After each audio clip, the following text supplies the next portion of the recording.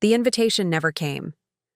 I checked my mailbox religiously for weeks, fingers trembling as I sorted through bills and flyers, hoping to find that elegantly addressed envelope. Nothing. My own son was getting married, and I wasn't invited. The realization settled in my chest like a stone, heavy with 30 years of memories. His first steps across our living room floor, the science projects I'd helped him with late into the night, the way he'd sobbed against my shoulder when his father left us. All apparently worth nothing now. The wedding was tomorrow, and I was persona non grata. Before we jump back in, tell us where you're tuning in from. And if this story touches you, make sure you're subscribed, because tomorrow, I've saved something extra special for you.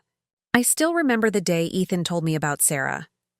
We were having our monthly Sunday brunch, a tradition we'd maintained even after he moved out. "Mom, I've met someone," he'd said, eyes bright with an unmistakable glow I hadn't seen before. His hands fidgeted with the napkin, tearing little pieces off the corner. "She's different from anyone I've ever known." Over pancakes and coffee, he'd painted a picture of this woman who'd captured his heart.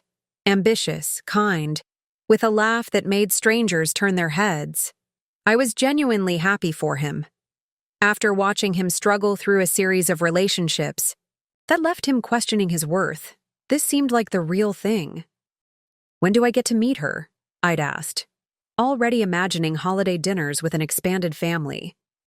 His smile had faltered slightly. "Soon, Mom. We're still figuring things out." Soon stretched into months. Each time I brought up meeting Sarah, Ethan would find a reason to postpone. First, she was busy with work. Then they were going through a rough patch. Later, her parents were visiting from out of state. The excuses piled up until they became a wall between us. I tried not to press. My son was 32, entitled to his privacy and his own life choices. But something felt off. When we'd talk on the phone, there would be moments of uncomfortable silence where there had never been any before. In-person visits became less frequent. He stopped sharing details about his relationship. Then came the announcement, not to me personally, but through his sister Lily. "Ethan proposed to Sarah last night," she told me, voice carefully neutral. "They're planning a spring wedding." "That's wonderful," I'd responded automatically while my mind raced. Why hadn't he told me himself? Why learn about my only son's engagement secondhand? I called him immediately, of course.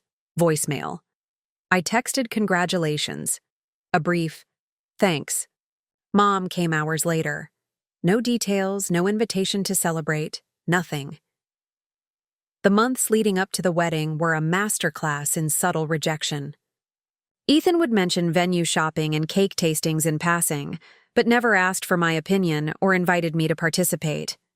When I offered to help with arrangements, "I could look at flowers with you or help address invitations," he'd brush me off with, "Sarah's got it all under control." I wrestled with myself daily. Had I been too overbearing after his father left? Too protective? Not supportive enough? I replayed our relationship in my mind, searching for the moment where things had gone wrong. The final blow came through Lily again. She'd called me late one evening, her voice tight with discomfort.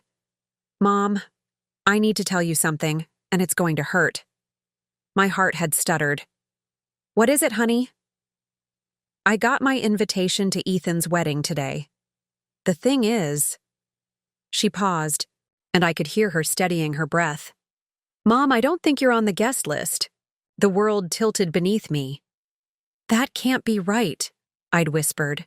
"There must be some mistake." "I asked him about it," Lily continued. He said that Sarah feels uncomfortable around you. Something about you being too critical of their relationship. He said they decided it would be better this way." Critical? When had I ever been critical? I'd barely met the woman. We'd crossed paths exactly twice. Once at a grocery store where Ethan had awkwardly introduced us before hurrying her away, and once at a restaurant where we'd shared an uncomfortable meal punctuated by long silences. I'd been nothing but polite, desperate to make a good impression. After Lily's call, I'd tried reaching out to Ethan. My calls went straight to voicemail. My texts received no response. A week before the wedding, I drove to his apartment, only to find he wasn't home. Or maybe he was, and simply wouldn't answer the door. I left a note. Please talk to me. Whatever I've done, I want to make it right. Nothing.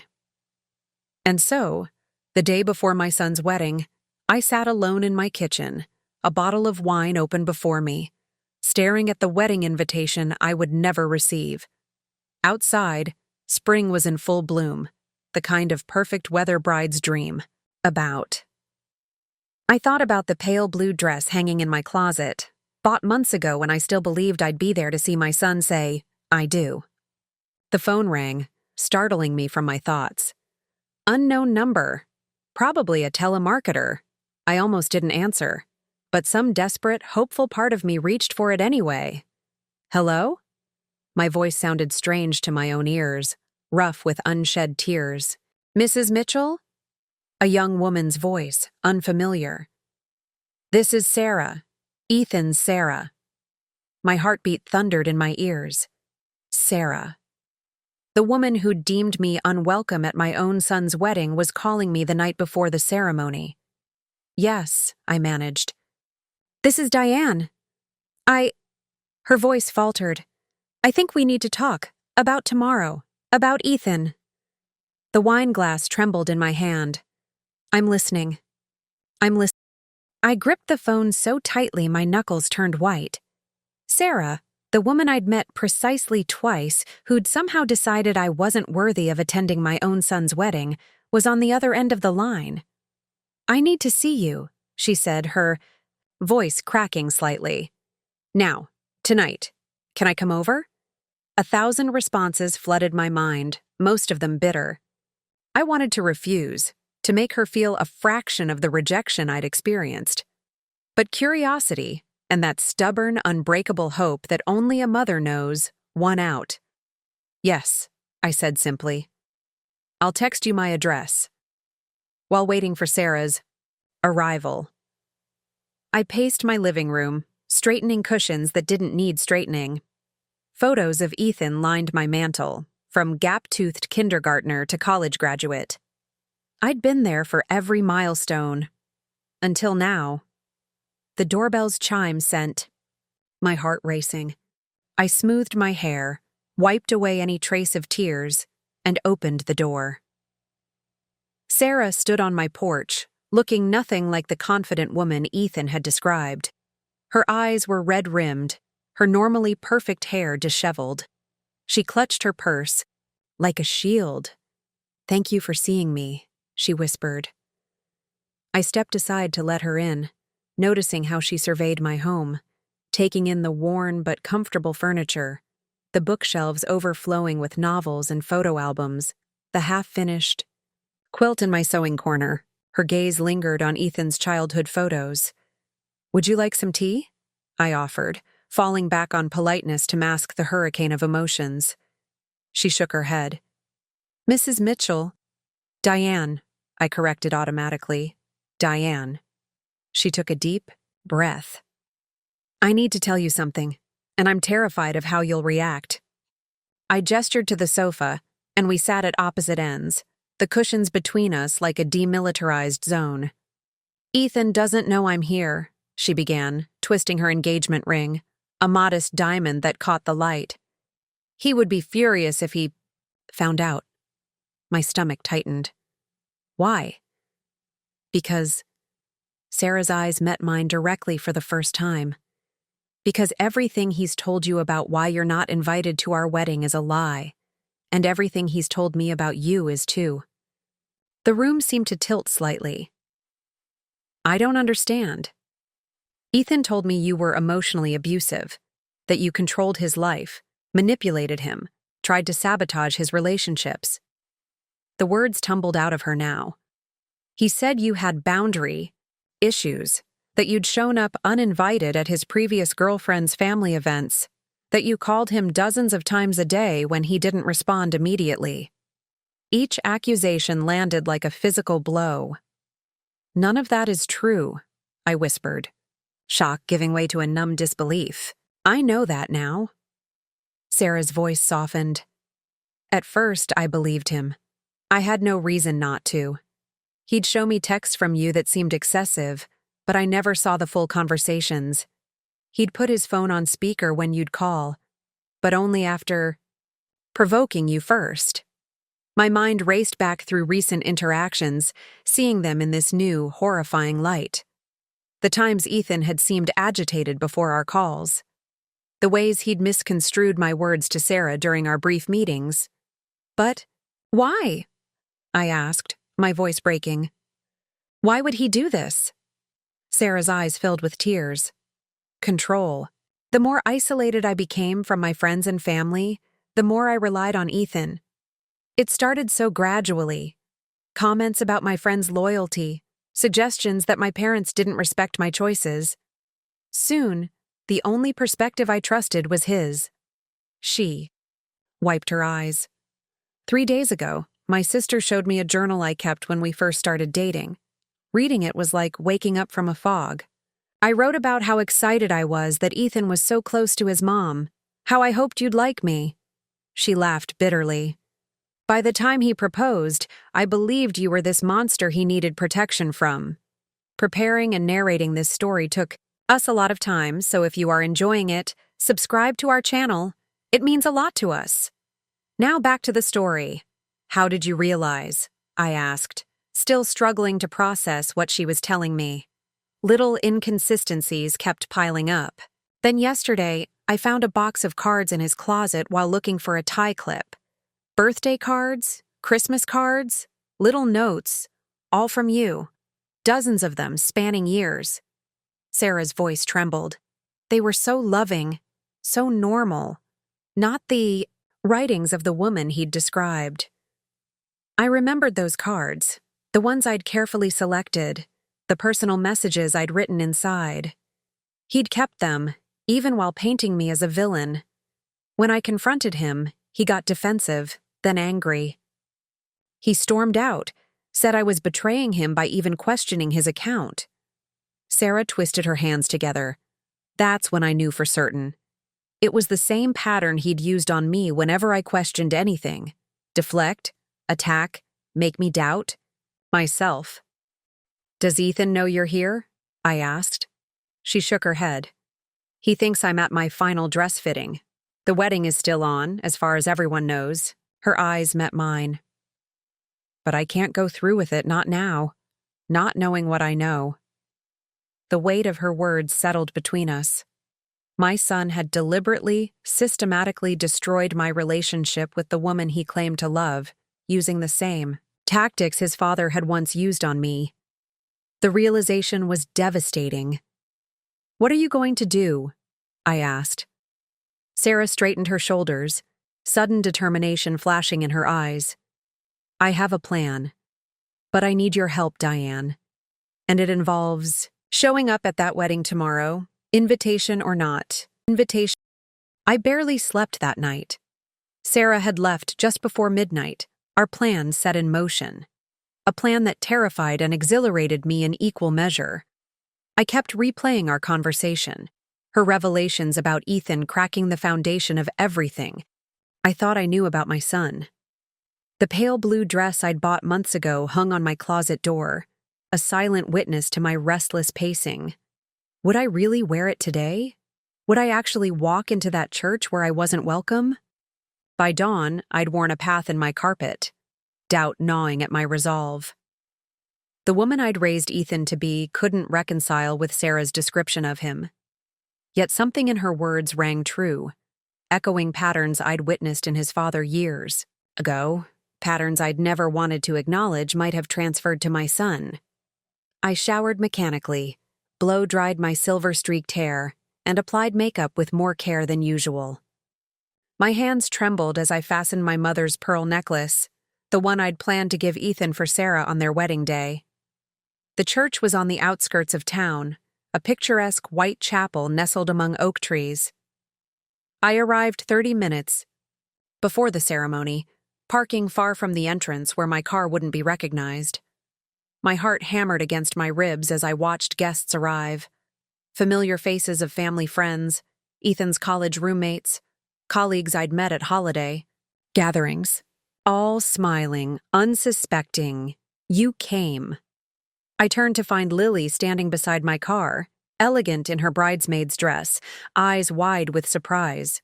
"What are you doing here, Mom?" She glanced nervously toward the church. "If Ethan sees you, I was invited," I said, the half-truth bitter on my tongue. "By Sarah." Confusion crossed Lily's face. "That's impossible. She's the one who insisted you be excluded." "That's what Ethan told you," I replied softly. "There's more to this story, honey." I explained what Sarah had shared, the manipulation, the lies, the calculated campaign to villainize me. Lily's expression shifted from disbelief to horror. "Mom, this doesn't make sense. Ethan wouldn't—" "Your brother learned from a master," I said, the realization still fresh and painful. "Your father isolated me the same way before you were born. I just never thought—" My voice caught. "I never imagined Ethan would adopt those tactics." Lily's hands covered her mouth. "The way he's been talking about you lately," I should have questioned it more. But it seemed so convincing. "That's how it works," I said. "Small distortions that grow until the truth is unrecognizable." We stood in silence, the weight of this understanding settling between us. "What are you going to do?" Lily finally asked. "That depends on Sarah," I answered, checking my watch. "If everything goes according to plan, we should know soon." Inside the church, guests had taken their seats. Through the open doors, I could see Ethan standing at the altar, handsome in his tuxedo, speaking with the minister. My heart ached at the sight of him, my son, my firstborn, now a stranger. The organist began playing, signaling the ceremony was about to begin. Lily squeezed my hand. "I should go inside," she whispered. "The bridesmaids are about to process."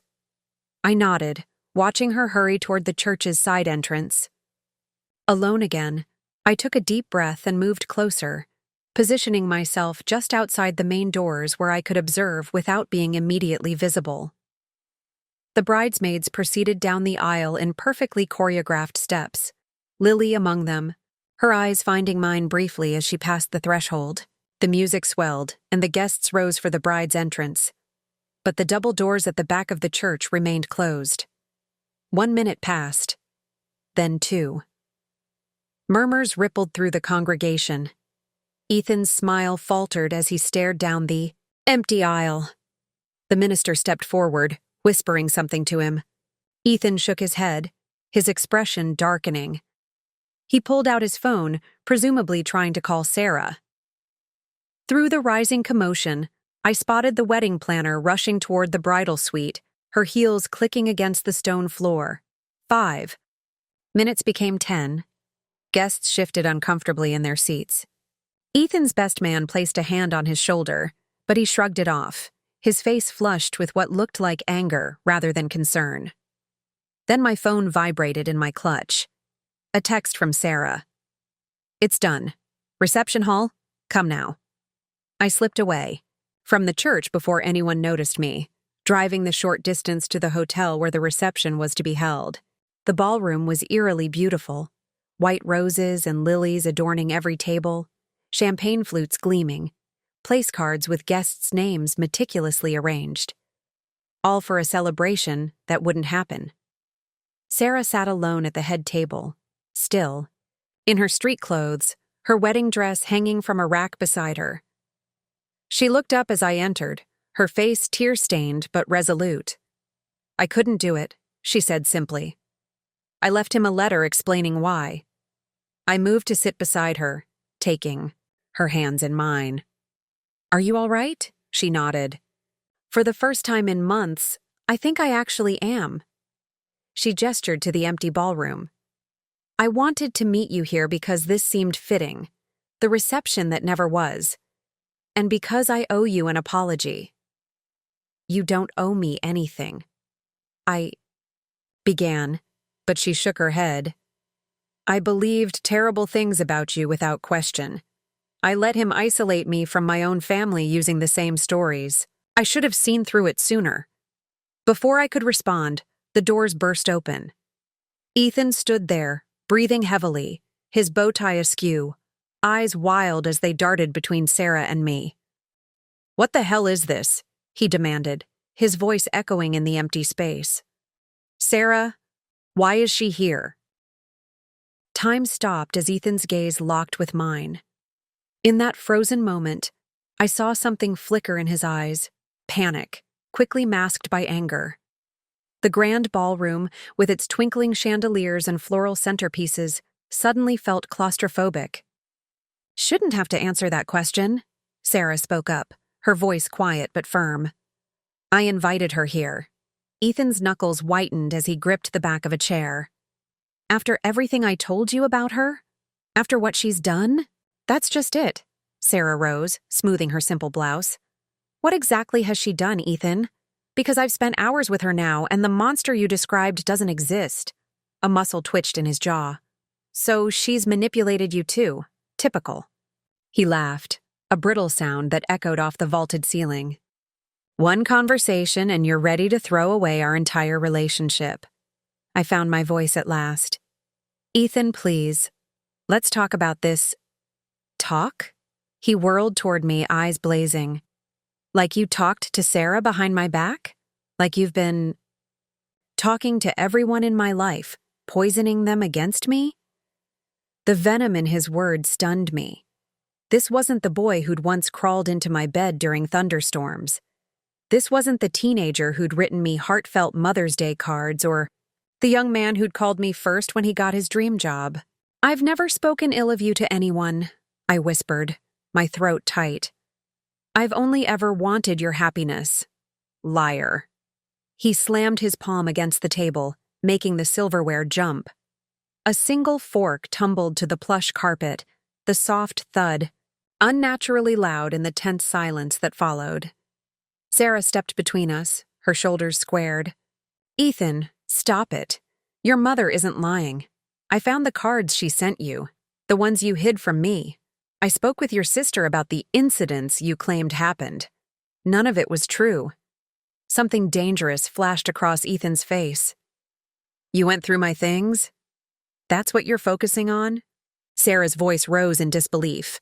"Not the fact that you fabricated stories about your own mother? That you made me believe she was abusive when she's been nothing but supportive?" Ethan's gaze darted between us, calculating. I recognized that. Look, the same one his father wore when cornered. My stomach clenched with a sickening realization. I'd missed the signs because I couldn't bear to see them. "You don't understand," he muttered, his tone shifting to something softer, wounded. "Mom has always done this, acted perfect in public while controlling everything behind the scenes." The transformation was chilling, anger to victim in an instant. I'd seen this pattern with his father countless times, the masterful way he could rewrite reality to make himself the injured party. Now my son was using the same playbook. "After Dad left," Ethan continued, voice trembling just enough, "she clung to me, made me her emotional replacement. I couldn't breathe without her questioning me, couldn't have a relationship without her. Interference." My heart pounded painfully. "That's not true, Ethan. Isn't it?" His eyes glistened with tears that appeared on command. "You smothered me, Mom.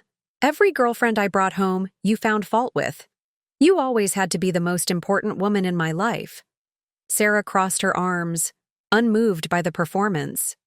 "Then why do your old girlfriends speak so highly of your mother?" "I talked to Rebecca last night.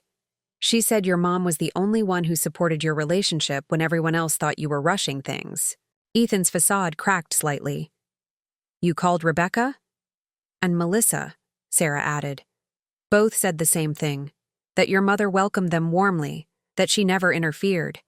In fact, they were shocked when I told them you'd excluded her from our wedding." The color drained from Ethan's face as his fabricated reality collapsed.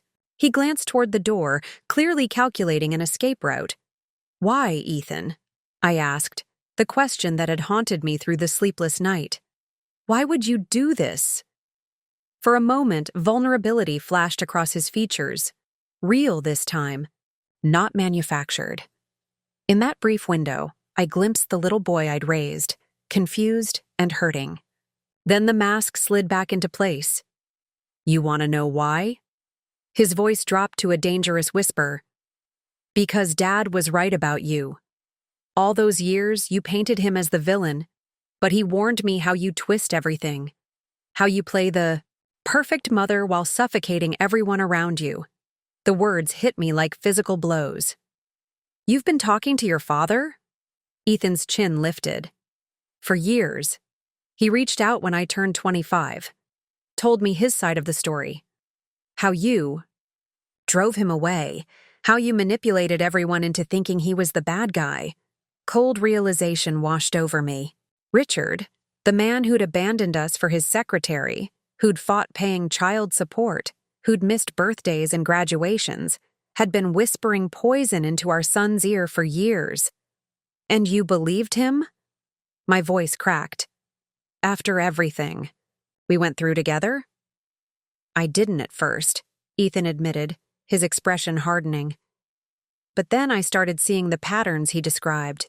The way you'd ask about my relationships, your helpful suggestions about my career, your disappointment when I moved across town." Normal maternal concern, twisted into something sinister through his father's distorted lens. The realization left me breathless. "Ethan," Sarah stepped closer to him, her engagement ring catching the light. "I understand family dynamics are complicated, but what you've done here goes beyond miscommunication. You deliberately isolated me from my support system. You made me doubt my own judgment. That's not love. That's control." He flinched as if she'd struck him. "That's not what I was doing." "It's exactly what you were doing," she countered, her voice steady despite the tears welling in her eyes. "And it stops today. I won't marry someone who manipulates the truth to get what he wants." The double doors creaked open, and Lily appeared, still in her bridesmaid dress, her makeup smudged from crying. Behind her stood the best man and several confused-looking guests. "Ethan," Lily called softly. "Everyone's wondering what's happening. The minister wants to know if they should dismiss the guests." Ethan's gaze remained locked on Sarah. "There's been a misunderstanding. The ceremony will continue as planned." Sarah shook her head. "No, Ethan, it won't." The silence that followed Sarah's declaration seemed to pulse in the air.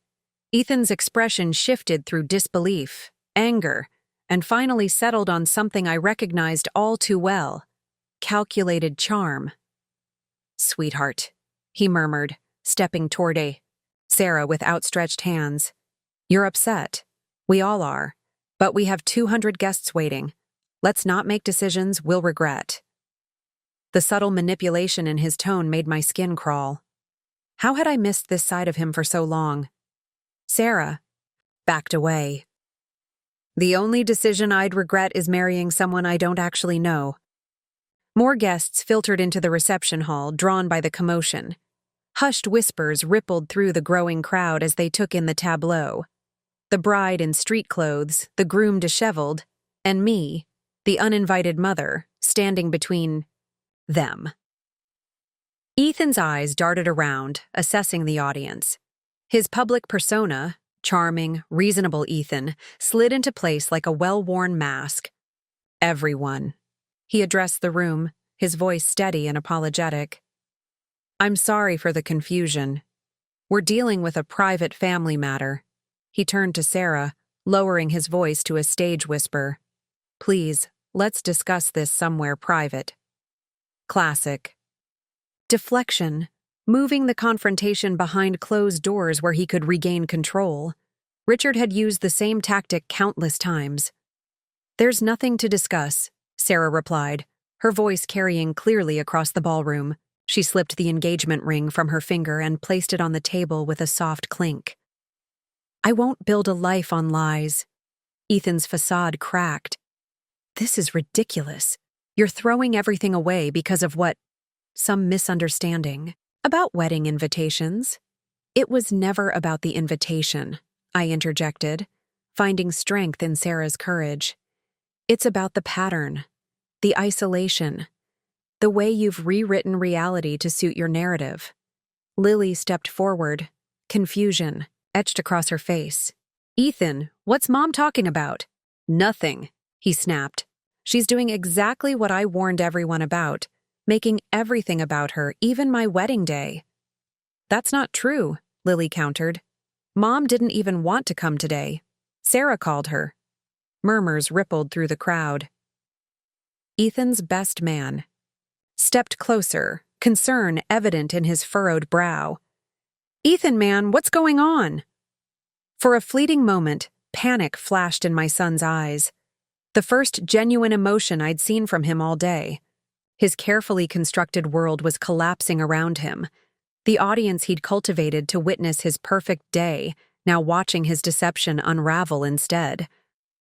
I can explain everything, Ethan insisted, his voice rising. My mother has always been emotionally unstable. After my father left, stop it. I cut him off, my voice stronger than I'd expected. I've let you define me long enough. I've stayed silent, doubted myself, wondered what I'd done wrong.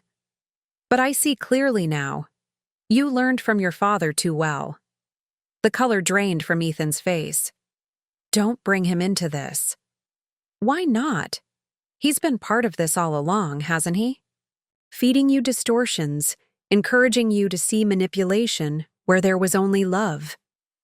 Sarah moved to stand beside me, our shoulders nearly touching.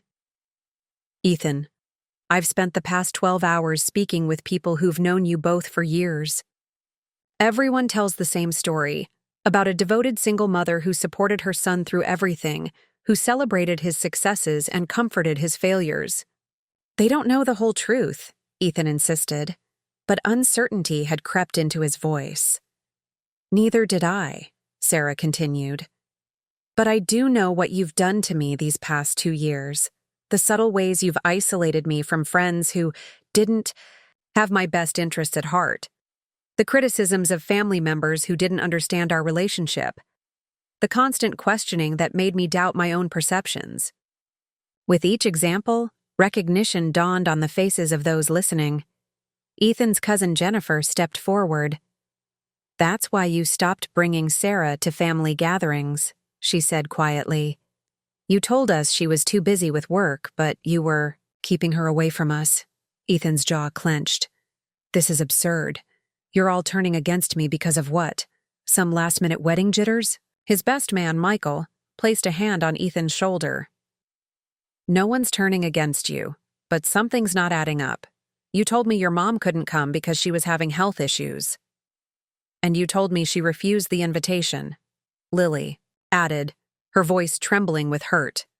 The lies were unraveling thread by thread, exposing the pattern Sarah and I had recognized too late.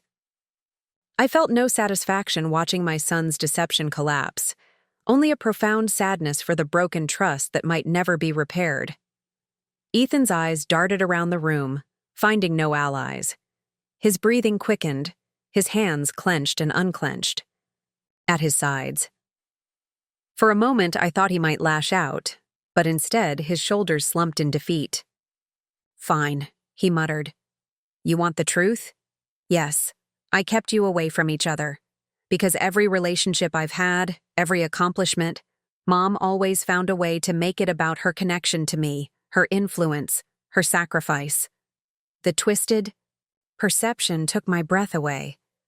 My pride in his achievements, my desire to be part of his life, he'd reinterpreted it all through a lens warped by his father's influence. That was never my intention, I said softly. Intentions don't matter. Ethan's composure shattered. Dad was the only one who understood. He saw how you smothered me, how you used guilt to keep me close after he left. Sarah shook her head, tears streaming down her cheeks. Ethan, can't you see what's happening? You're repeating your father's patterns. You've convinced yourself your mother is the villain because it's easier than acknowledging he abandoned you both. The truth of her words hung in the air between us. Ethan stood frozen, his expression unreadable. Lily approached him cautiously. Ethan, I was there too. Mom never did the things you're describing. She encouraged us to have our own lives, to make our own choices. You were too young to remember, he insisted, but doubt had crept into his voice. I'm only 2 years younger than you, Lily reminded him gently. And I remember Dad leaving. I remember how he promised to call, to visit, and then disappeared for years. I remember Mom working 2 jobs to support us, never badmouthing him even when she had every right. 2. Something flickered in Ethan's eyes. Confusion, pain, perhaps the first glimmer of recognition. The wedding is off, Sarah announced, addressing the stunned onlookers. I'm sorry for the inconvenience, but I can't marry someone who's built our relationship on deception. She turned to Ethan one last time. I loved you, the person I thought you were, but that person doesn't exist. As Sarah walked away, her steps steady despite the tears on her face, Ethan made no move to follow. He stood alone in the center of the room, the weight of his choices visible in the slump of his shoulders. The guests began to disperse, murmuring in confused sympathy. Lily hesitated, torn between staying with her brother and following Sarah. Go, I told her softly. Make sure she's all right. I'll stay with Ethan. When the room had emptied, leaving just the 2 of us amid the abandoned wedding decorations, I approached my son cautiously. Ethan, I whispered, my heart breaking for the boy I'd raised and the man he'd become. What happened to us? My question hung in the air between us. Ethan stood motionless amid scattered rose petals and abandoned champagne flutes, his back to me. The perfect wedding that would never happen surrounded us like a cruel stage set. What happened to us? I repeated, my voice barely audible. Ethan's shoulders tensed. For several heartbeats, I thought he might simply walk away. Then he turned, his face a battlefield of emotions, anger giving way to confusion, pride warring with vulnerability. You really don't see it, do you? His voice cracked. How you shaped every aspect of my life to fill the void Dad left? I stepped closer, careful not to crowd him. That's not what happened, Ethan, isn't it? His hands trembled slightly. Every girlfriend, every job opportunity, every decision. Your opinion always mattered more than it should have. Because you asked for it, I countered gently. Because that's what parents do. They guide, they support, they don't control. Ethan grabbed a champagne flute and hurled it against the wall. The crystal shattered, tiny fragments scattering across the polished floor like diamonds. That's exactly what you've convinced yourself of. His breath came in quick bursts. That everything you did was out of love, never selfishness. Dad warned me. Your father left us, Ethan. The pain of that old wound flared unexpectedly. He walked out on Christmas Eve when you were 10 years old. He missed your high school graduation, your college acceptance, your first heartbreak. For 7 years, he didn't call, didn't write, sent no birthday cards, nothing. Ethan flinched. He had his reasons. What reasons justify abandoning your children? He didn't abandon me, Ethan insisted, his voice taking on a rehearsed quality. You pushed him away.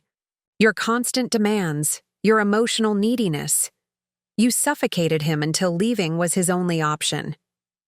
Richard's words, not my son's. I recognized the cadence, the specific accusations. My ex-husband's poison had found fertile ground in our son's unresolved pain. Is that what he told you when he reappeared in your life? I asked, keeping my tone level despite the storm inside me. That I drove him away? That I was the villain in your story? He didn't have to. Ethan paced the perimeter of a round table, trailing his fingers across white linen. I had years to observe the pattern. The way you inserted yourself into every relationship I had, how you'd call just a little too often, how you'd question my decisions under the guise of just making sure you've thought this through, honey. Each accusation landed like a physical blow. Normal maternal concerns, twisted into something sinister through the distorted lens his father had provided. Ethan, look at me. I waited until his restless movement stopped, until his eyes reluctantly met mine. Did I ever forbid you from dating someone? Did I ever threaten to withdraw support if you made choices I disagreed with? Did I ever manipulate people against you the way you've done with Sarah? Uncertainty flickered across his face. You didn't have to be that obvious. Answer the question. He looked away, jaw tight. No.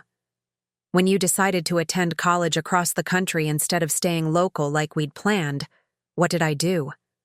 Ethan's brow furrowed. You helped me pack. Drove 14 hours with you to move you in, I reminded him. I sent care packages every month. I learned to use Skype so we could talk face to face. I encouraged you to stay for summer internships rather than come home. Because you wanted to prove what a supportive mother you were, he countered. But his certainty had begun to waver. No, because I wanted you to build your own life, even when it broke my heart to see you go. Something shifted in Ethan's expression, a crack in the foundation of his narrative. He sank into a chair, suddenly looking exhausted. When did Dad first contact you? I asked, taking the seat across from him.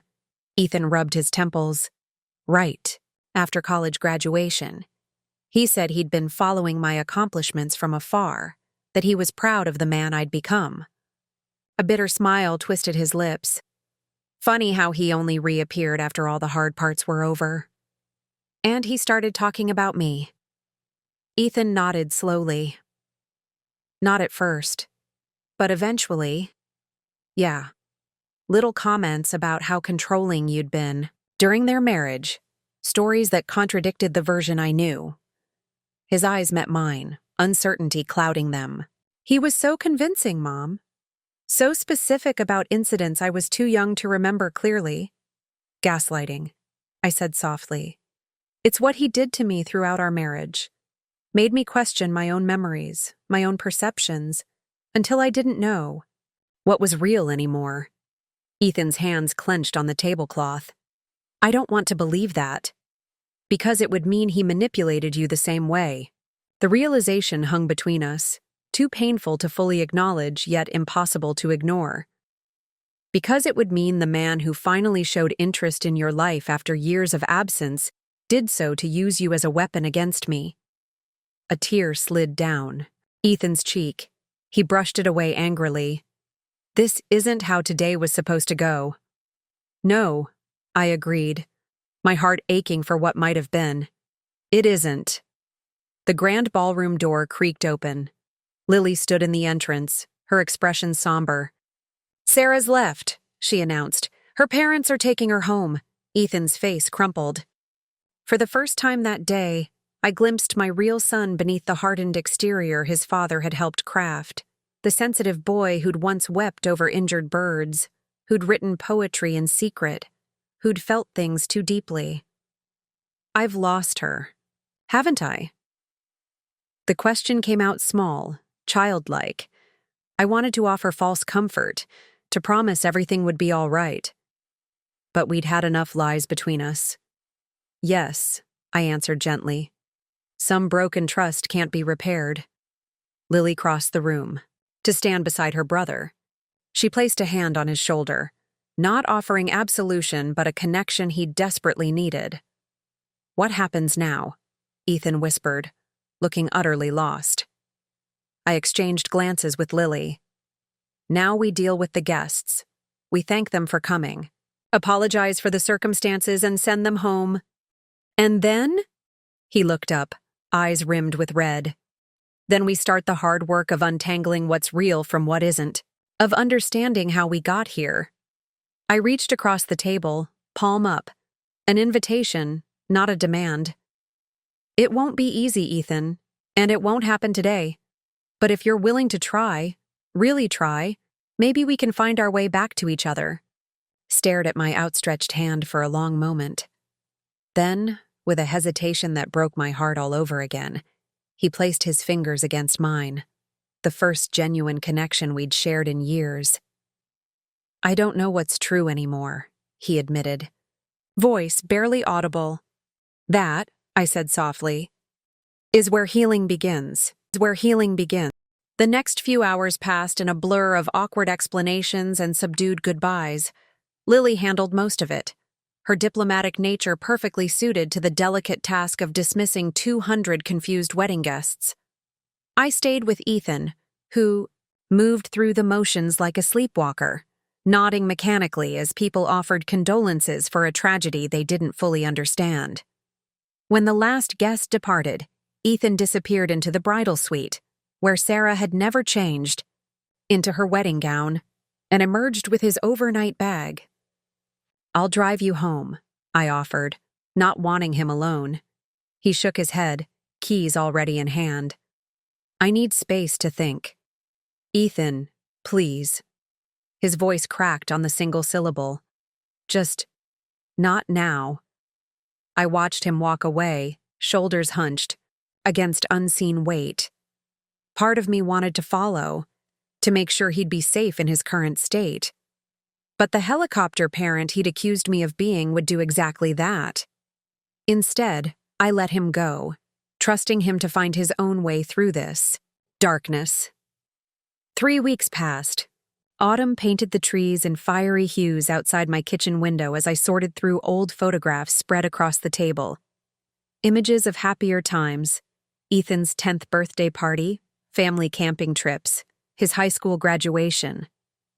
Memories that felt both precious and painful now, tainted by the knowledge that he viewed them through an entirely different lens. The doorbell rang, startling me from my reverie. I wasn't expecting anyone. Lily had visited yesterday, bringing groceries and concern in equal measure. I opened the door to find Sarah standing on my porch, hands tucked into her jacket pockets against the October chill. "May I come in?" she asked, her voice soft but steady.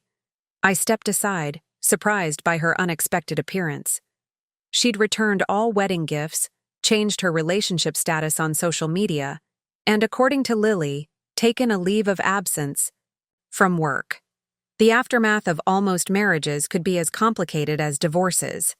Sarah moved to the kitchen, her gaze falling on the photos scattered across the table. She picked up one, Ethan at 14, gangly and grinning, his arms slung around my shoulders at some forgotten school event. "You look happy," she observed, studying the image. "Both of you." We were. I watched her carefully. "What brings you here, Sarah?" She set the photo down and faced me directly. "I'm leaving town. Taking that job offer in Seattle I turned down when Ethan and I got engaged." That sounds like a positive step forward. It is. She twisted a strand of hair between her fingers, a nervous habit I'd noticed during our previous conversations. "Before I go, I wanted to thank you." "For what?" "For believing me that night, for standing with me when I confronted him." Her eyes, filled with sudden tears. "For helping me see the truth before I made the biggest mistake of my life." I reached for her hand, squeezing it gently. "You were brave, Sarah. Braver than I was for many years with his father." She nodded, wiping away tears with her free hand. Have you heard from him?" "No." The admission hurt more than I expected. "Lily checks on him regularly. He's staying with a college friend, apparently. Working remotely, keeping to himself. He called me last week," Sarah revealed, her expression conflicted. "Left a voicemail, apologizing. Said he's started therapy." Hope flickered in my chest, small but undeniable. "That's a start." "Yes." Sarah hesitated. "He mentioned you too. Said he's been thinking about your conversation. That some of what you said has been resonating." I nodded, not trusting my voice. The photographs on the table suddenly blurred as tears filled my eyes. Small steps, tiny victories. I don't regret loving him, Sarah said quietly. But I'm not. Sorry I walked away. You shouldn't be. I met her gaze steadily. You deserved better than what he'd become. So did you. She squeezed my hand before releasing it. I should go. My flight leaves in a few hours. At the door, she turned back one last time. I hope he finds his way back to you, Diane. I hope you both heal. After she left, I returned to my photos, seeing them with fresh eyes. Memories weren't just static snapshots, but evolving stories, their meanings shifting with time and perspective. I gathered them carefully, returning them to their album, preserving the past without letting it dictate the future. My phone buzzed with a text message. Unknown number. I opened it with trembling fingers. Mom, it's me. Can we talk? Not today. Maybe not soon. But someday, when I'm ready. I read the message 3 times, each word a tentative bridge across the chasm between us. My son, my firstborn, reaching out from whatever dark place he'd retreated to. Not promising forgiveness, or seeking it, but offering something perhaps more valuable, possibility. Whenever you're ready, I typed back. I'll be here. 2 months later, on a snow-dusted December morning, my doorbell rang. I wasn't expecting anyone. Lily was spending the holidays with her boyfriend's family in Colorado. Most of my friends had traveled to warmer climates to escape the Midwestern winter. I opened the door to find Ethan standing on my porch, hands tucked into his coat pockets, breath clouding in the frigid air. His hair was shorter, his face thinner. He looked simultaneously older and more vulnerable than when I'd last seen him. "Hi, Mom," he said, his voice rough with emotion. Words failed me. All the speeches I'd prepared for this moment evaporated, like morning mist. Instead, I simply stepped back, opening the door wider in silent invitation. Ethan hesitated at the threshold, then stepped inside, bringing a swirl of snowflakes with him. The familiar scent of his cologne, the one I'd given him for his 25th birthday, triggered a cascade of memories both sweet and painful. "I'm sorry for coming unannounced," he began, awkwardly removing his gloves. "I should have called first." "It's okay," I managed, finding my voice at last. "You're always welcome here." He glanced around the living room, taking in the modest Christmas tree in the corner, the old family decorations I'd hung with Lily's help. His gaze lingered on the weathered star topper, the one he'd made in 2nd grade, now slightly crooked but still proudly displayed. "You kept it," he said softly. "Of course I did." I gestured toward the kitchen. "Would you like some coffee? Or hot chocolate? I remember you always preferred chocolate on snowy days." A ghost of a smile touched his lips. "You remember that?" "I remember everything, Ethan." The words came out more weighted than I'd intended. He nodded, understanding the layers beneath my statement. Hot chocolate would be nice.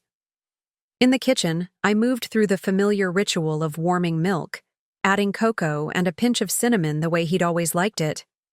Ethan sat at the table, watching me with an expression I couldn't quite decipher. "My therapist suggested I start with small truths," he said suddenly. "Things I know are real, uncomplicated by outside influence." I placed a steaming mug before him, taking the seat across from him. "That sounds like good advice." "So here's a truth." Ethan wrapped his hands around the mug but didn't drink. "When I was 8, I fell off my bike and scraped my knee badly. You cleaned the wound and let me have 2 popsicles instead of 1 because I didn't cry." The memory surfaced immediately, a summer afternoon, his determined little face as I dabbed antiseptic on the angry scrape. "You said you were saving your tears for bigger emergencies." "Another truth," he continued, his voice stronger. "In high school, when Kelly Matthews dumped me before prom, you stayed up all night helping me make a new plan." We watched bad sci-fi movies until sunrise. I nodded, my throat tight. You fell asleep during the third movie. I covered you with that old blue blanket. You never once told me I wasn't good enough for her, or that I should have seen it coming, or any of the things Dad later claimed you said. Ethan's eyes met mine directly. You just helped me through it. Understanding dawned. These weren't random memories, but carefully selected counterpoints to the poisonous narrative Richard had constructed. My therapist says I've been confusing. Control with care, Ethan continued, his voice catching. That I've been reinterpreting genuine maternal concern through the distorted lens my father provided. A tear slipped down my cheek. I let it fall, unashamed.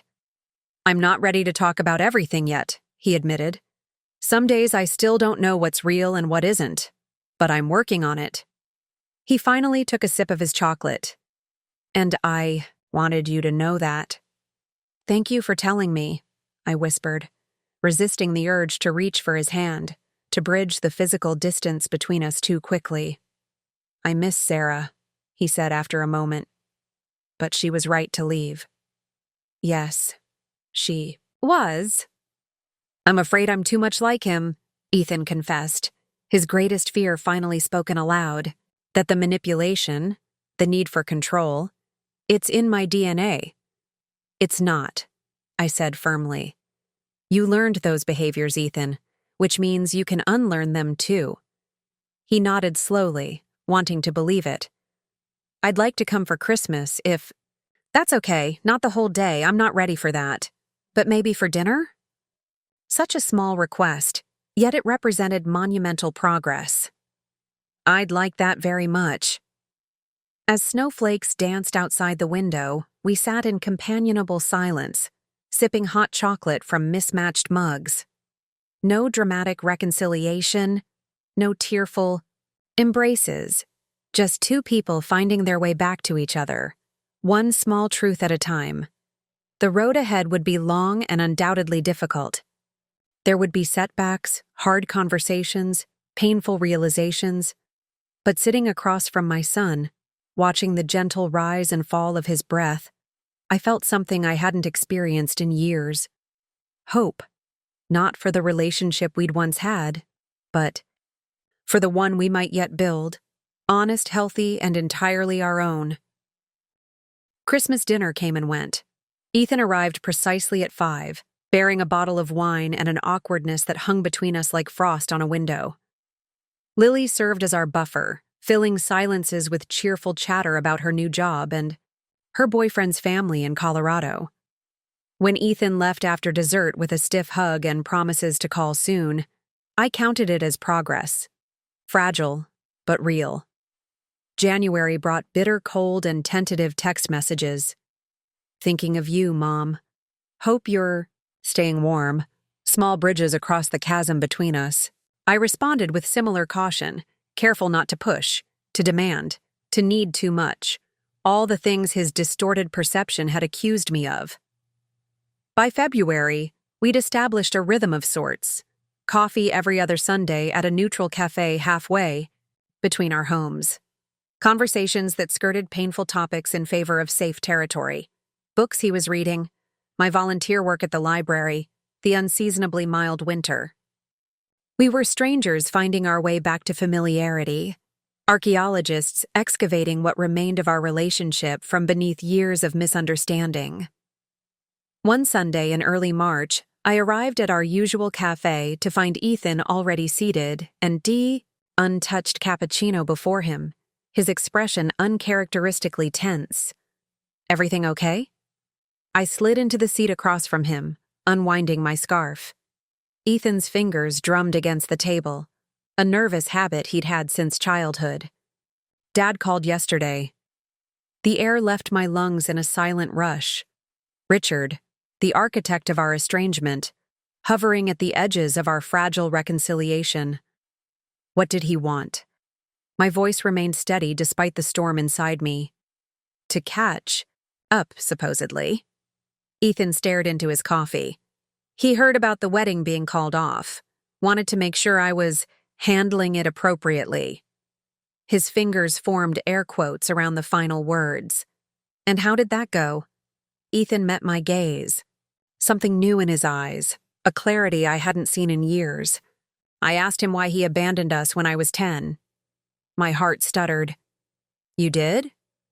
He had explanations, of course. Ethan's laugh held no humor. About how you'd made it impossible for him to maintain a relationship with me. How you'd poisoned me against him. Heat rose in my cheeks. Even now, after all these years, Richard was spinning his web of lies.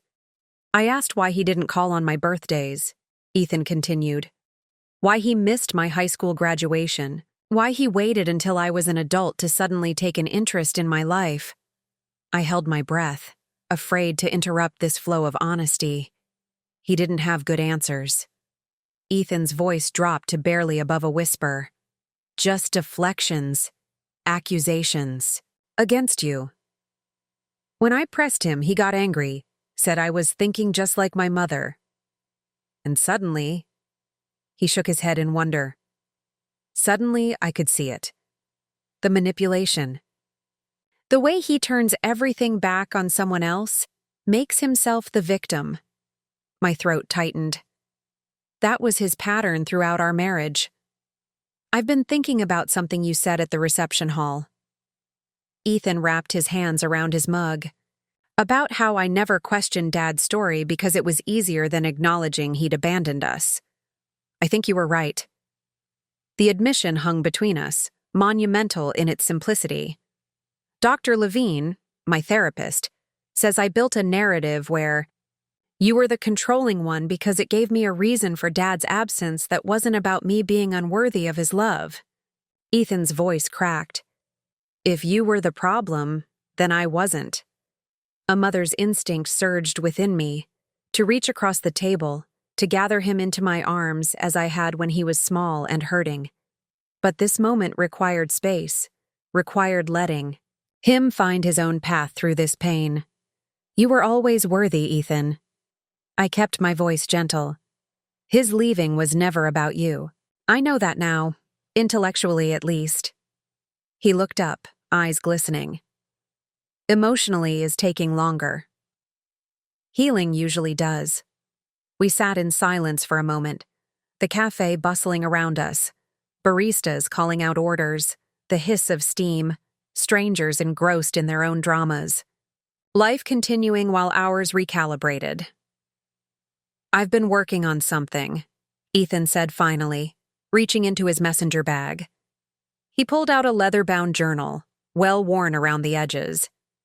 Dr. Levine suggested I write down memories from growing up, specific moments with you and Dad, to sort what's real from what's been revised.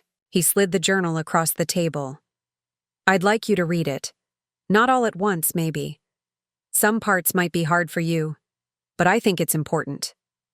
My fingers trembled as I touched the cover. Are you sure? He nodded. It's not finished. Probably. Never will be. But it's honest. The good and the bad. The way I remember things and how I'm starting to see them differently now. The trust this represented overwhelmed me. After years of distance, of miscommunication, of having my motives questioned and twisted, my son was offering me a glimpse into his unfiltered thoughts. Thank you, I whispered, unable to find adequate words for what this meant. Ethan's smile was small but genuine. I should warn you. I mentioned Sarah in there too. I've been trying to understand what happened with her, how I repeated Dad's patterns without realizing it. Have you spoken to her? No. Shadows crossed his face. Some bridges can't be rebuilt, but understanding what happened might help me avoid making the same mistakes in the future. The cafe began to fill with the after-church crowd. Ethan glanced at his watch. I should go. I promised Lily I'd help her move some furniture this afternoon. As we gathered our things, he hesitated. Would it be okay if I came over next Sunday? Instead of meeting here? Maybe we could cook dinner together, like we used to. My heart swelled. I'd like that very much. Outside, spring was making its first tentative appearance. Crocuses pushing through the soil in the cafe's window boxes, the air carrying hints of warmth beneath its chill. As Ethan walked me to my car, his steps matched mine in an unconscious synchronicity that felt both familiar and newly precious. "Mom?" he said as I unlocked my door. "I'm sorry. For everything. For believing him over you. For what I almost did to Sarah." The apology, direct, unqualified, caught me off guard. "I know, honey. I'm not sure I've earned your forgiveness yet." I touched his cheek, the first such contact I'd initiated since our tentative reconciliation began. "Forgiveness isn't earned, Ethan. It's given. And you've had mine since the moment you reached out." Later that night, I sat in my reading chair, Ethan's journal open in my lap. The first entry was dated 3 months after the wedding that never happened. I thought I knew what love was. I thought I was protecting Sarah from my mother's influence. But really, I was controlling her the way Dad controlled Mom, the way he taught me to control the narrative about our family. I'm terrified of what that means about who I am at my core. I read until tears blurred the words on the page after page of my son's journey through confusion toward clarity, his painstaking separation of truth from manipulation. Some passages hurt to read, raw with his anger and misconceptions. Others offered glimpses of the healing beginning to take root. The final entry, dated just last week, read, "I dreamed about my childhood home last night. Not the chaos after Dad left, but before, when we were still a family. Mom was making pancakes shaped like dinosaurs, and I was laughing so hard my stomach hurt. I woke up wondering how many good memories I've buried because they didn't fit. The story I decided to believe. How much joy I've denied myself to protect a man who never protected me." I closed the journal, pressing it against my heart. Outside, a gentle rain began to fall, washing winter's remnants from the world. Inside, I allowed myself to feel what I'd been afraid to acknowledge these past months. Hope. Not just for reconciliation, but for healing. For truth. For the chance to know my son again, not as the perfect mother he'd rejected, nor as the villain his father had painted me to be, but as I truly was, flawed, loving, and unfailingly his. Summer arrived with unexpected warmth, both in temperature and in the gradual thawing between Ethan and me. Sunday dinners had become a weekly tradition, sometimes with Lily joining us, sometimes just the two of us. We moved cautiously around certain topics, like tightrope walkers testing thin wire, but each conversation ventured further into once forbidden territory.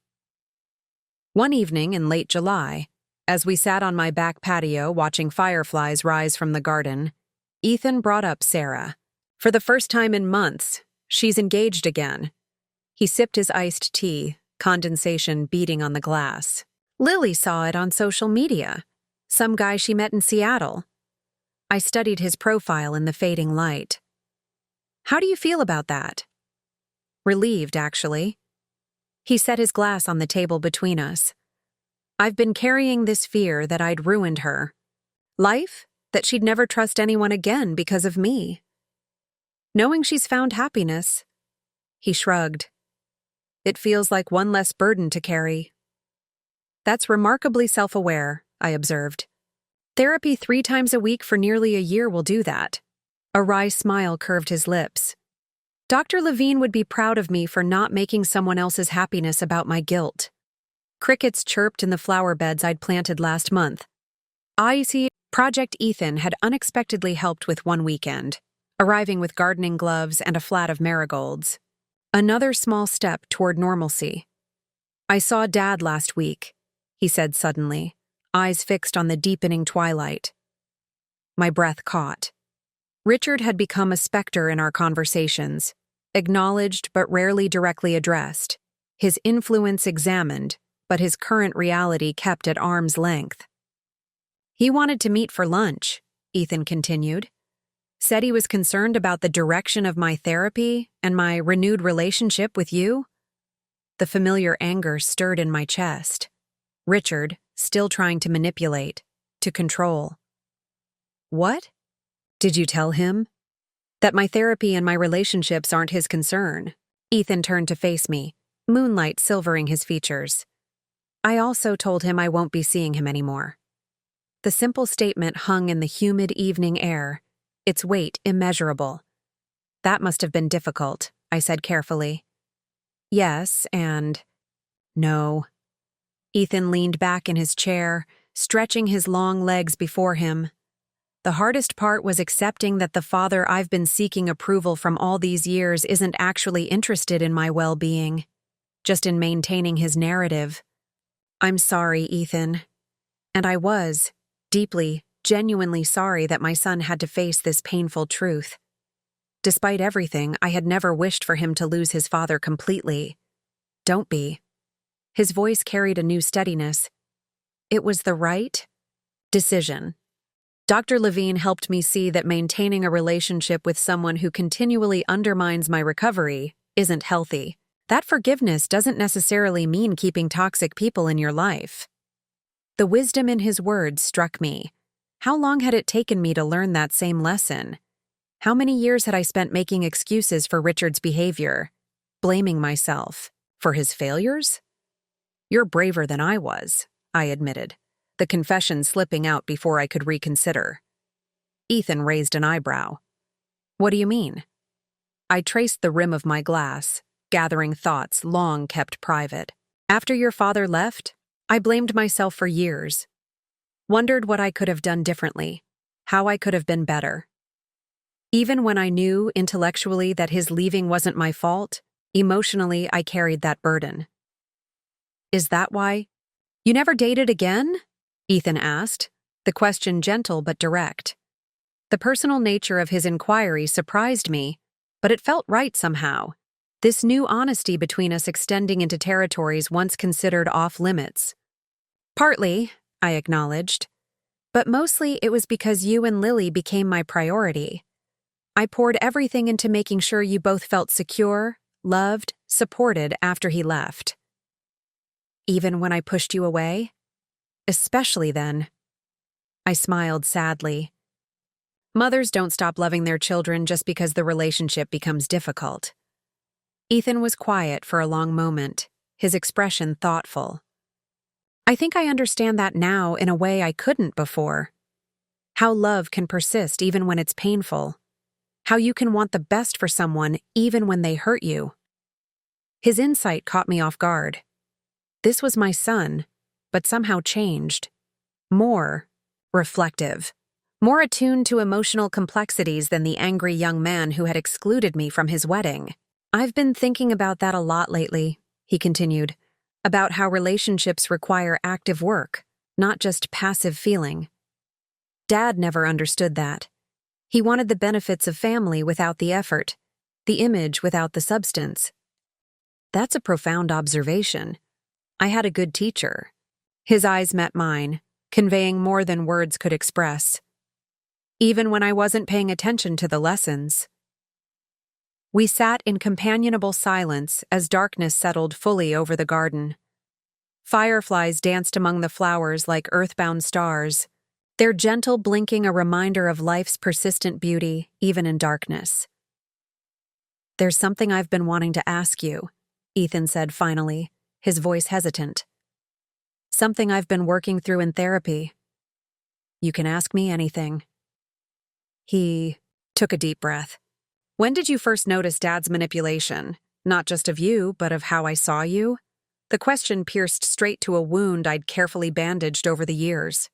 I considered deflecting, protecting him from painful truths as I had so often in the past.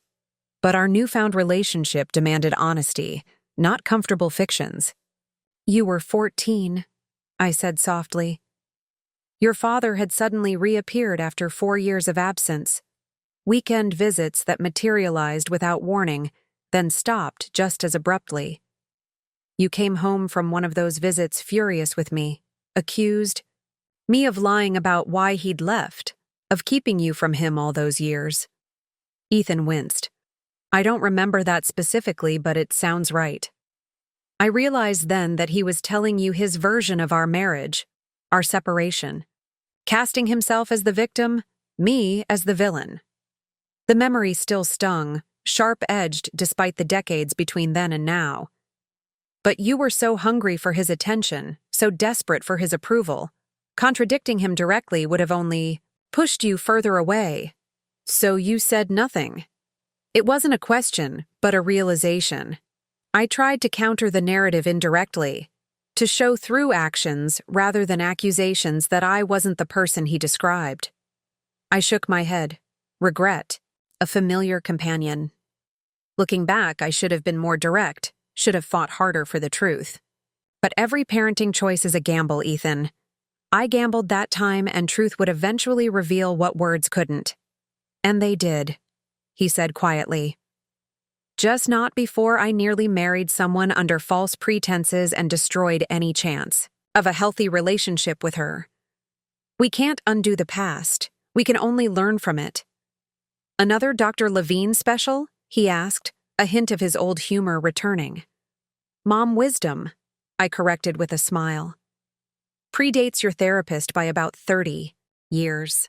Ethan laughed, a genuine sound that transported me back to easier times. Then his expression sobered. I've been thinking about something else too. About family patterns, how they repeat unless we consciously break them. That's very true. Dad. Manipulated you, then me. I manipulated Sarah. He looked down at his hands. If I ever have children. The unspoken fear hung between us. You're already breaking the pattern, Ethan. I leaned forward, making sure he met my gaze. By recognizing it. By doing the hard work of therapy. By choosing honesty over comfortable lies. That's how cycles end. Not by pretending they don't exist, but by facing them directly. He nodded slowly. I hope you're right.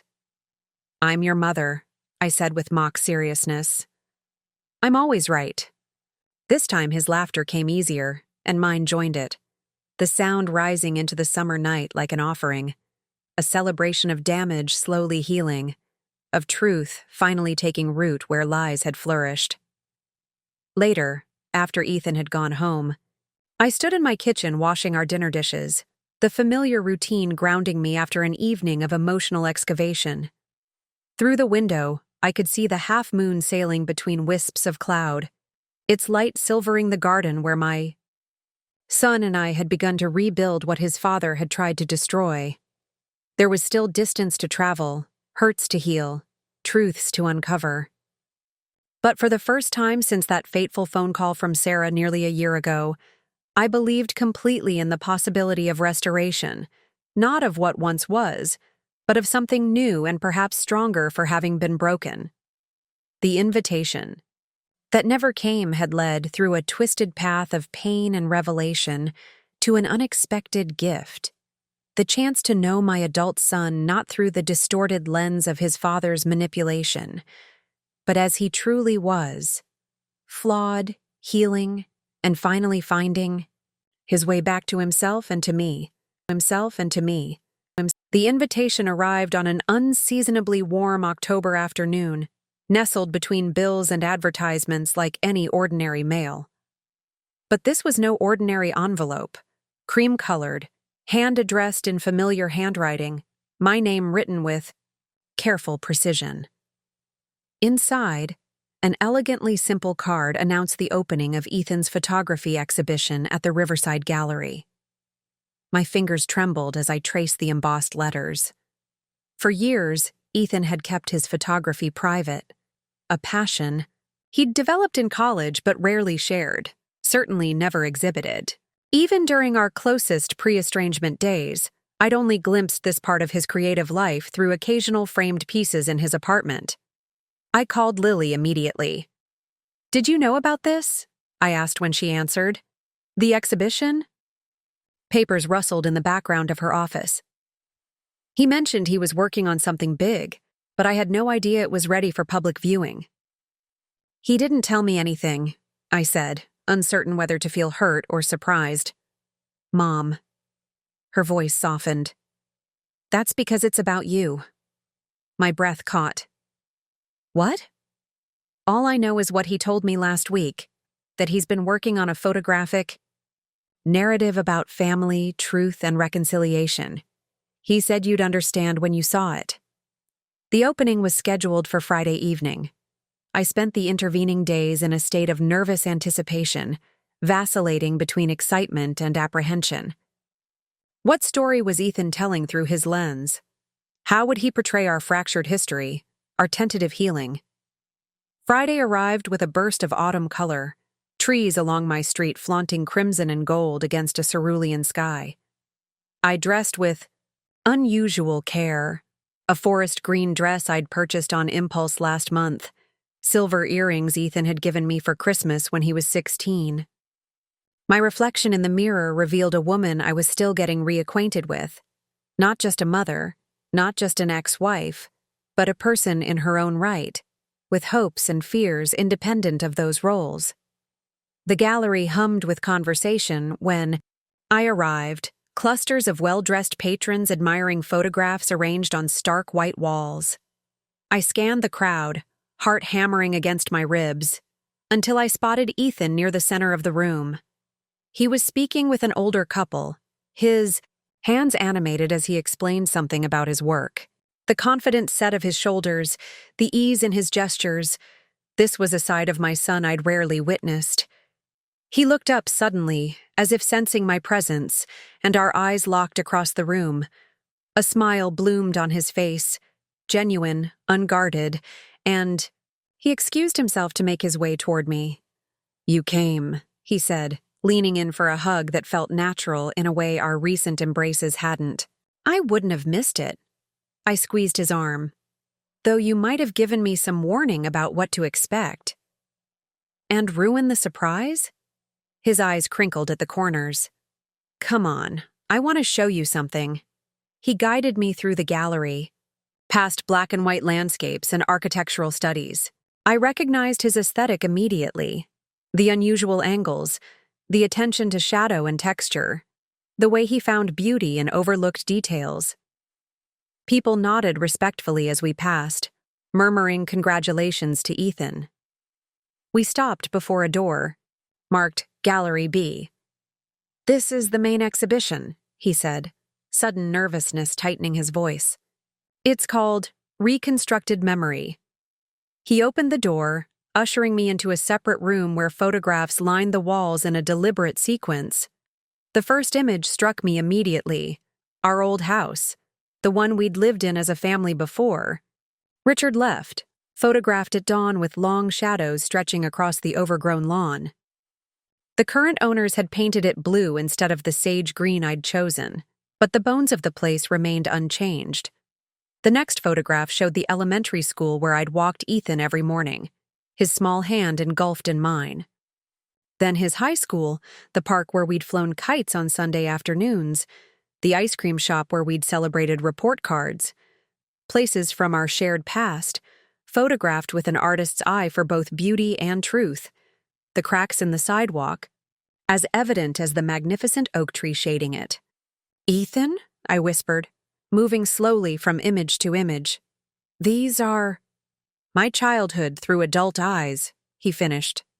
"Places that shaped me, that hold our history." As I continued around the room, the photographs began to include people. Lily, laughing on a porch swing, my hands kneading bread dough, captured in such intimate detail that the viewer could see flour caught in the creases of my knuckles. In one particularly striking image, Ethan had photographed his own reflection in the mirror of his childhood bedroom, now converted to a home office, the ghost of dinosaur decals still visible in certain light. Then the tone shifted. A wedding venue, empty and eerily beautiful. A folded tuxedo lying abandoned across a chair. Sarah's engagement ring placed on a windowsill, light refracting through the diamond to create tiny rainbows on a wooden floor. "The wedding that never was," Ethan said quietly, standing beside me. "The breaking point." The final sequence brought tears to my eyes. Images from the past year of our reconciliation. My kitchen table covered with photos the day Sarah first contacted me. Ethan and me on the bench outside the courthouse after the non-wedding. 2 coffee cups on a cafe table, one with lipstick on the rim, one without. His journal open on my reading chair, my reading glasses placed atop it. Each image a stepping stone in our journey back to each other. The last photograph was the most powerful. Ethan and me in my garden this past summer, unaware of the camera. Lily must have taken. We were laughing together, our profiles caught in golden hour light, the resemblance between us unmistakable despite the decades between our ages. Not posed, not perfect, but authentic. 2 people finding joy in each other's company after nearly losing their connection forever. Beneath it, a simple caption. Truth is not what we wish it to be, but what we have the courage to see. This is how you see us, I managed, voice thick with emotion. This is how we are, he corrected gently. Not perfect, not unbroken, but real. Other visitors filtered into the room, murmuring appreciatively as they moved among the photographs. I stood rooted to the spot, overwhelmed by the gift my son had given me. Not just the public acknowledgement of our relationship, but the honest depiction of both its fracturing and its healing. There's someone I want you to meet, Ethan said, breaking into my thoughts. He beckoned to a young woman hovering near the entrance, tall, with dark curly hair and attentive eyes. Mom, this is Camila. She's the curator who convinced me my work was worth showing. It's a pleasure to meet you, Mrs. Mitchell, she said, extending her hand. Your son's perspective is extraordinary. Please call me Diane. I clasped her offered hand, noticing the way Ethan's gaze lingered on her face, the slight color rising in his cheeks. And yes, he's always seen the world differently. Camilla's also a photographer, Ethan added, though she prefers street photography to my more structured approach. We balance each other, she said with a smile that suggested their relationship extended beyond professional collaboration. As they discussed technicalities of lighting and composition with another gallery patron, I wandered back through the exhibition, absorbing details I'd missed in my initial emotional response. Each photograph told a story, but together they created something more powerful, a visual testimony to the complexity of family relationships, to the possibility of redemption after betrayal. Near the exit, I found one final image I'd overlooked. A split photograph showing the same wedding invitation in 2 states. On the left, torn in half and discarded in a wastebasket. On the right, carefully mended with transparent tape, the tear visible but the invitation whole again. The visual metaphor wasn't subtle, but its impact was undeniable. What do you think? Ethan appeared at my shoulder, having excused himself from his conversation. It's beautiful, I said honestly. And painful, and hopeful, like us. He nodded, understanding. Dr. Levine says art can heal what conversation cannot reach. Creating this exhibition helped me process everything. Dad's manipulation, my treatment, of Sarah, our estrangement. His hand found mine, squeezing gently. But most importantly, it helped me see you clearly for the first time in years. Around us, strangers viewed intimate moments of our lives, unaware they were witnessing not just photographs, but a visual map of a relationship nearly destroyed and painstakingly rebuilt. Their admiration of the technical skill, the artistic composition, seemed almost secondary to the emotional truth captured in each frame. I have something else to show you, Ethan said, leading me to a small table near the gallery entrance. On it sat a leather-bound book, a collection of the exhibition's photographs alongside written reflections. The first copy. I want you to have it. I opened the cover with reverent hands, finding a handwritten inscription on the first page. For my mother, who never stopped loving me even when I couldn't see it. Every genuine photograph requires both shadow and light to reveal truth. Thank you for teaching me to look for both. The words blurred as tears filled my eyes. "Ethan, you don't have to say anything," he interrupted gently. "Just know that this exhibition exists because you answered that phone call from Sarah a year ago, because you showed up at a wedding where you weren't welcome, because you held space for me to find my way back to the truth." In that moment, standing amid photographic evidence of our broken and mended relationship, I realized we had crossed an invisible threshold. The painful past would always exist, documented now in these hauntingly beautiful images, but it no longer defined us. We had written a new ending to our story, or perhaps more accurately, a new beginning. Camilla appeared, with 2 glasses of champagne. "They're asking for a toast from the artist," she told Ethan. "Are you ready?" He looked at me, a question in his eyes. "Go," I encouraged. "This is your moment." As Ethan moved toward the center of the gallery, Camilla lingered beside me. "He talks about you all the time," she said quietly. "About how brave you were to face him after everything, how patient you've been with his process." "Love doesn't disappear just because it's tested," I replied. She nodded thoughtfully. "That's almost exactly what he said when I asked why he created this exhibition." Her gaze followed Ethan as he accepted a microphone. "He's worked so hard to understand his past, to make sure he doesn't repeat patterns." Across the room, Ethan caught my eye as he began to speak. The crowd fell silent, but I barely heard his words about artistic vision and emotional truth. Instead, I focused on his face. Open, vulnerable, genuine in a way it hadn't been for years. My son, finding his voice not just as an artist, but as a man willing to confront painful truths and grow from them. The invitation I'd never received to his wedding had led, through an unimaginable path, to this moment.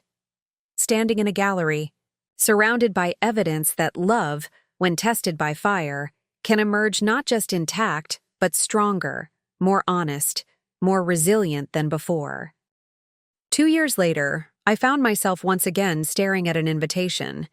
This one, unlike the wedding invitation that never came, rested prominently on my kitchen counter where I'd placed it 3 weeks ago. Cream-colored cardstock with silver embossing, announcing, "Ethan and Camilla's engagement celebration. No formal wedding planned," they'd explained, "just an intimate gathering to mark their commitment." "Are you nervous?" Lily asked, watching me adjust my earrings in the hallway mirror. She'd arrived early to drive us together, looking radiant in her pregnancy. 5 months along with my first grandchild. "A little," I admitted. "It's silly, I know."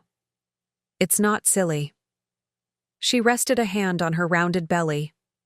"Last time Ethan was engaged, things went spectacularly sideways. It's natural to feel apprehensive." I smoothed my dress, midnight blue, chosen specifically for the occasion. "This is different. He's different. Thanks to you," Lily added, linking her arm through mine as we headed to her car. "No." I shook my head firmly. Thanks to his own courage, his willingness to face painful truths. The engagement party was being held at a small vineyard outside the city, rows of grapevines stretching toward distant hills, fairy lights strung between rustic wooden posts.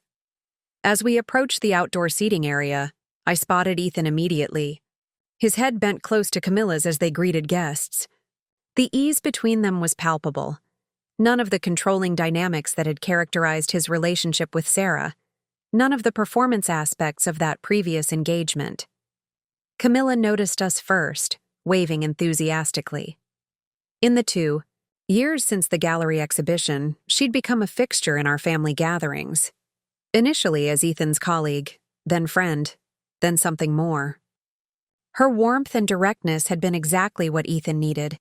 Someone who called out unhealthy patterns the moment they appeared, who refused to be isolated or controlled, who demanded authentic connection rather than performance. Diane. She embraced me warmly, her curls tickling my cheek. "You look stunning." "As do you," I replied, noting the simple emerald ring on her finger. So different from the ostentatious diamond Ethan had chosen for Sarah. Everything about this engagement felt different, measured, thoughtful, grounded in reality rather than fantasy. Ethan hugged me next, whispering, "Thank you for coming," as if there were any possibility I wouldn't have been here. In his voice, I heard echoes of old insecurities, not completely vanished, perhaps never would be, but no longer governing his actions. "Wild horses couldn't have kept me away," I assured him. The celebration unfolded with natural ease, 30 or so friends and family members enjoying wine and conversation as the sun set behind the vineyard hills.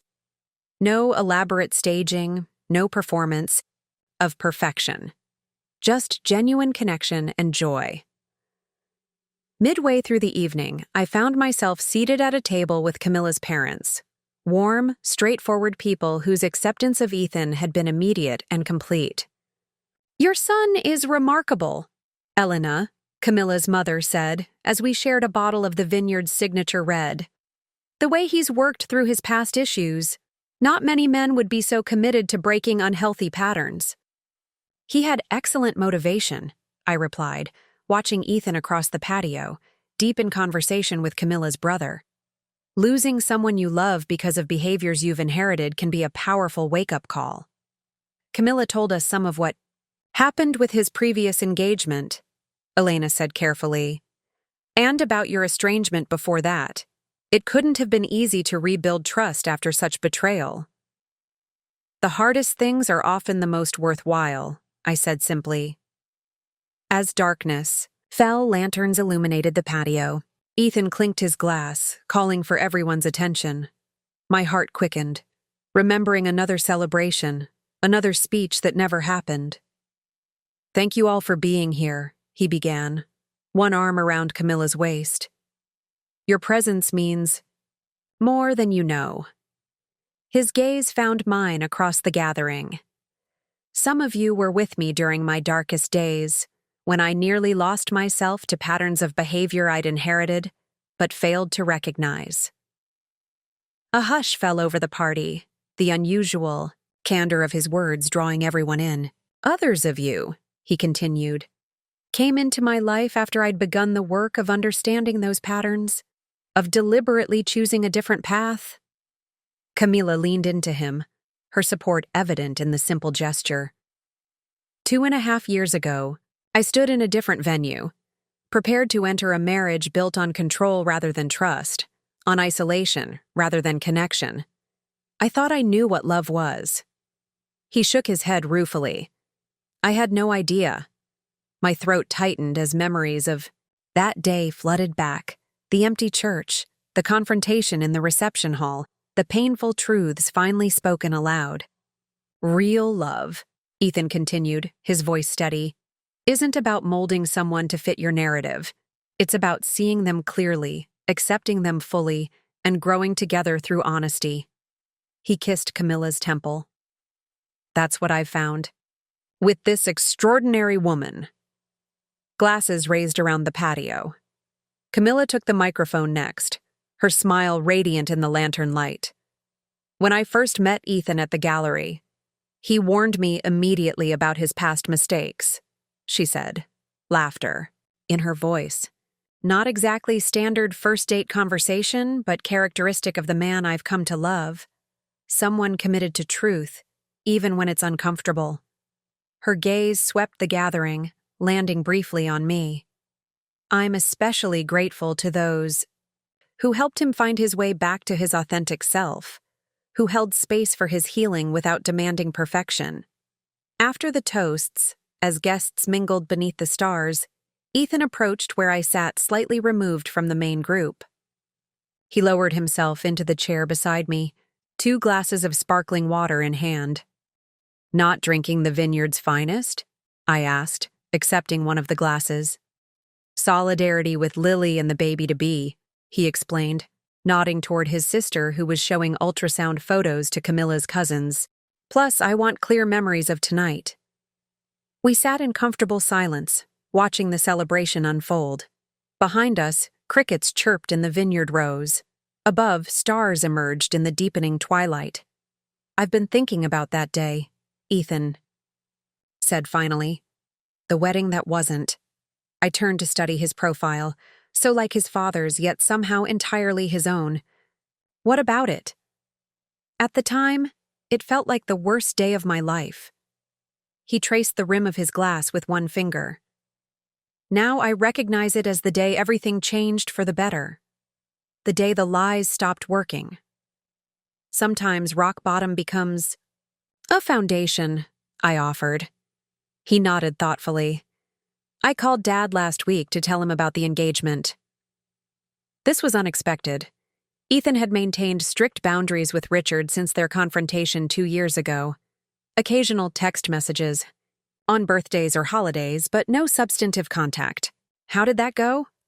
I kept my tone neutral, though concern flickered through me. About as expected. He congratulated me, then immediately suggested a prenuptial agreement. A wry smile crossed Ethan's face.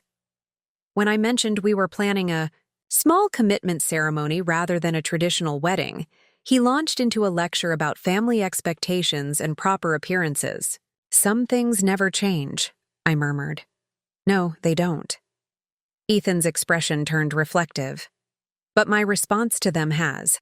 I thanked him for his input, said we were comfortable with our decisions, and ended the call.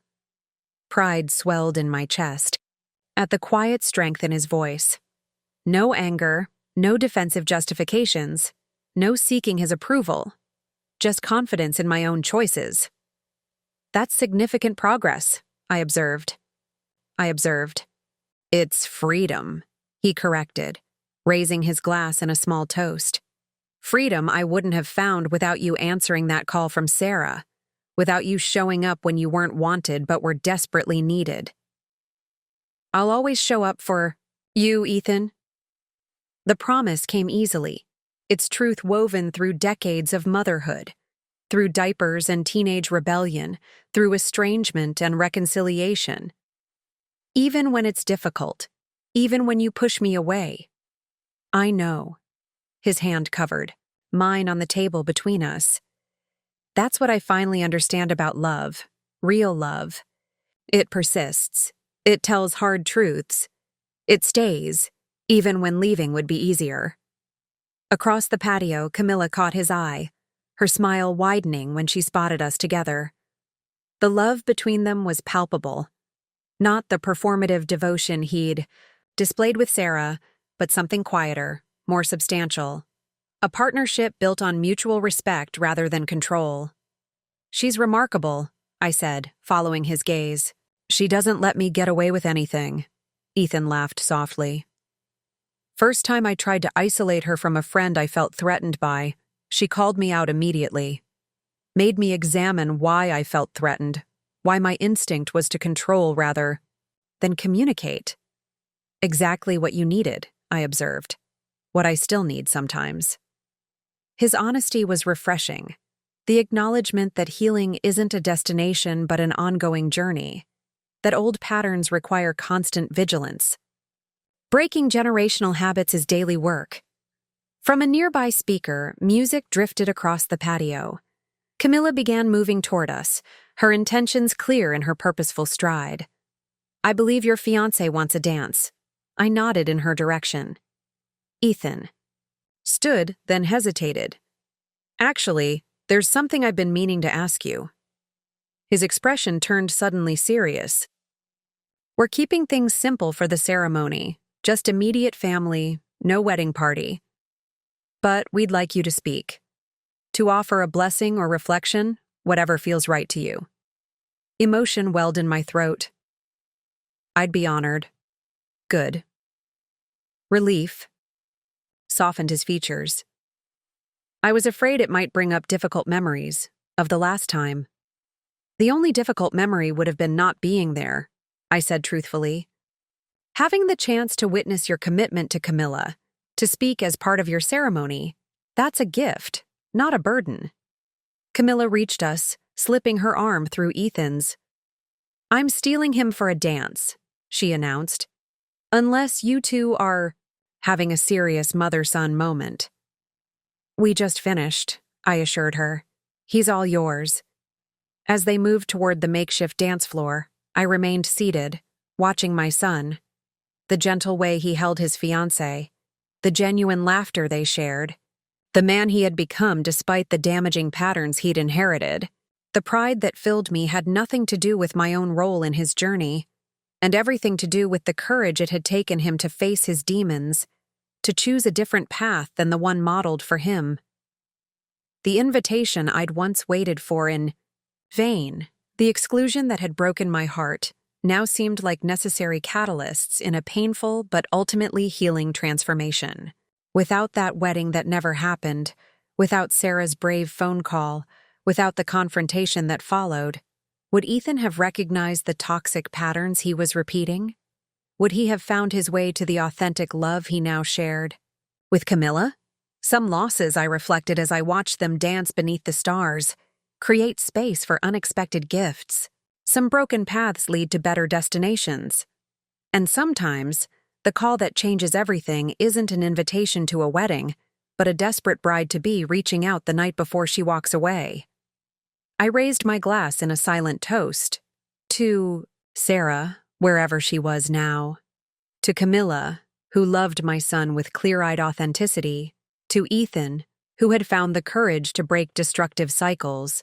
And to myself, for answering that unexpected call and showing up when it would have been easier to stay away. Up next, you've got 2 more standout stories right on your screen. If this one hit the mark, you won't want to pass these up. Just click and check them out. And don't forget to subscribe and turn on the notification bell so you don't miss any upload from us.